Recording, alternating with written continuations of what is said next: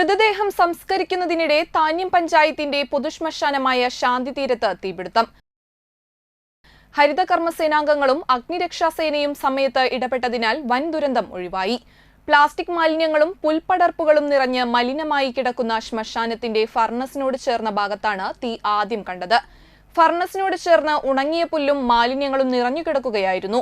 മൃതദേഹം സംസ്കരിക്കുന്നതിനിടെയുണ്ടായ ചൂടിൽ പുല്ലിന് തീ പിടിക്കുകയായിരുന്നു. തുടർന്ന് ശ്മശാനത്തിന്റെ കെട്ടിടത്തിന് മുകളിലേക്ക് പടർന്നിരുന്ന വള്ളിപ്പടർപ്പിനും കുറ്റിക്കാടിനും തീപിടിച്ചു. സമീപത്ത് പ്ലാസ്റ്റിക് തരംതിരിച്ചുകൊണ്ടിരിക്കുകയായിരുന്ന ഹരിതകർമ്മസേനാംഗങ്ങൾ ഇത് കണ്ടതിനെ തുടർന്ന് വെള്ളമൊഴിച്ച് തീകെടുത്താൻ ശ്രമിച്ചു. ഓടിക്കൂടിയ നാട്ടുകാർ വിവരമറിയിച്ചതിനെ തുടർന്ന് തൃപ്രയാറിൽ നിന്ന് അഗ്നിരക്ഷാസേനയെത്തി തീ പൂർണ്ണമായി അണയിച്ചു. ശ്മശാനത്തിനകത്ത് സൂക്ഷിച്ചിരുന്ന തരംതിരിച്ചതും അല്ലാത്തതുമായ പ്ലാസ്റ്റിക് മാലിന്യത്തിലേക്കും ഇതോട് ചേർന്ന് അലക്ഷ്യമായി കിടക്കുന്ന മാലിന്യ കൂമ്പാരത്തിലേക്കും തീ പടരാതിരുന്നത് മൂലം വൻ ദുരന്തം ഒഴിവായി. ജനറേറ്ററിനടുത്തേക്കും തീ പടർന്നിരുന്നു. ശ്മശാനത്തിനകത്ത് 10ഓളം നിറച്ച ഗ്യാസ് സിലിണ്ടറുകളും ഉണ്ടായിരുന്നു. ശ്മശാനത്തിനകത്തും പുഴയോരത്തോട് ചേർന്ന് പൊതുവഴിയിലും പ്ലാസ്റ്റിക് മാലിന്യം സംഭരിക്കുന്നതിനെതിരെ വലിയ പ്രതിഷേധം നടന്നുവരുന്നതിനിടെയാണ് തീപിടുത്തമുണ്ടായത്. വിവിധ സർക്കാർ ഫണ്ട് ഉപയോഗിച്ച് 1 കോടിയിലധികം രൂപ ചെലവഴിച്ച് നിർമ്മിച്ച താന്യത്തെ വാതക ശ്മശാനം നശിപ്പിച്ചു കളയുന്നതിൽ ജനങ്ങൾക്കിടയിൽ പ്രതിഷേധം ശക്തമാണ്.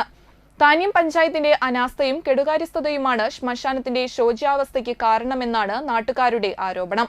മൃതദേഹങ്ങൾ വൃത്തിഹീനമായ സാഹചര്യത്തിൽ മാലിന്യങ്ങൾക്കിടയിൽ സംസ്കരിക്കുന്നതിനെതിരെ ജനവികാരം ശക്തമാണ്.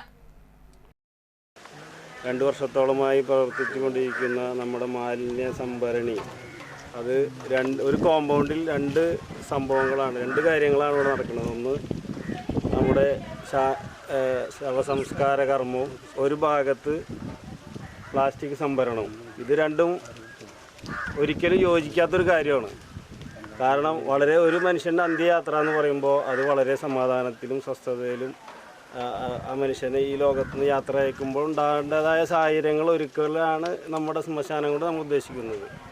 അവിടെ മാലിന്യങ്ങൾ നിറഞ്ഞ്, അതായത് സംഭരണശേഷിയുടെ ഇരട്ടിനേക്കാളധികം മാലിന്യങ്ങൾ കുമിഞ്ഞുകൂടി വരുന്നതിൻ്റെ 10-30% പോലും തിരിച്ചു പോകാത്തൊരു സാഹചര്യമാണ് ഇവിടെ ഉള്ളത്. നിലവിലെല്ലാം ഇവിടെ കെട്ടിക്കെടുക്കുകയാണ്. നമ്മൾ പ്രതീക്ഷിച്ച പോലെ തന്നെ ഇന്ന് ആ ദുരന്തം ഇവിടെ ഉണ്ടായി. ഇവിടെ അത് തീപിടിക്കുകയും അത് ഇവിടുത്തെ ഹരിതകർമ്മസേനയുടെ ഇടപെടൽ കൊണ്ട് അതിന് വലിയൊരു ദുരന്തത്തിൽ നിന്ന് നമ്മളെ നാടിനെ രക്ഷിച്ചിരിക്കുകയാണ്. ഇനിയും ഭാവിയിൽ അത്തരം ദുരന്തങ്ങൾ ആവർത്തിക്കാൻ 100% സാധ്യതയുണ്ട്. അതുകൊണ്ട് ഇത് രണ്ടായിട്ട് തന്നെ ഇവിടെ നിലനിർത്തേണ്ടതാണ്. ശവസംസ്കാരം എന്ന് പറയുമ്പോൾ അത് ഞാൻ പറയാതെ തന്നെ ജനങ്ങൾക്കറിയാം അതിൻ്റെ അനിവാര്യതയും അതിൻ്റെ ഗൗരവമൊക്കെ. അപ്പോൾ അതുകൊണ്ട് അത് അതേ രീതിയിൽ നിലനിർത്തി അതിനെ ഒരു മനുഷ്യനെ ഇവിടെ നിന്ന് യാത്ര അയക്കുന്ന പോലെ ആയിരിക്കണം അത് ഇവിടെ അതിനെ സംരക്ഷിക്കേണ്ടത്, അതിനെ മെയിൻറ്റെയിൻ ചെയ്യേണ്ടതും. കാരണം ഒരു മൃഗത്തിനെ പോലും ഇത്രയും ഒരു മാലിന്യം നിറഞ്ഞ അല്ലെങ്കിൽ വളരെ മോശമായ സാഹചര്യത്തിൽ ഒരു യാത്ര അയക്കുന്ന സാഹചര്യമാണ് ഇവിടെ ഉള്ളത്. കാടും പടലും കയറി ഇന്ന് ആ കാടും പടലും ഗ്രില്ലുമ്മൽ കൂടെ കയറിയ ആ ഗ്രില്ലുമെന്ന് എങ്ങനെയോ സ്പാർക്ക് ഉണ്ടായി എന്നാണ് പറയുന്നത്. എത്രയും വളരെ ദുരന്തപൂർണമായ സാഹചര്യമാണ് ഇവിടെ ഉള്ളത്.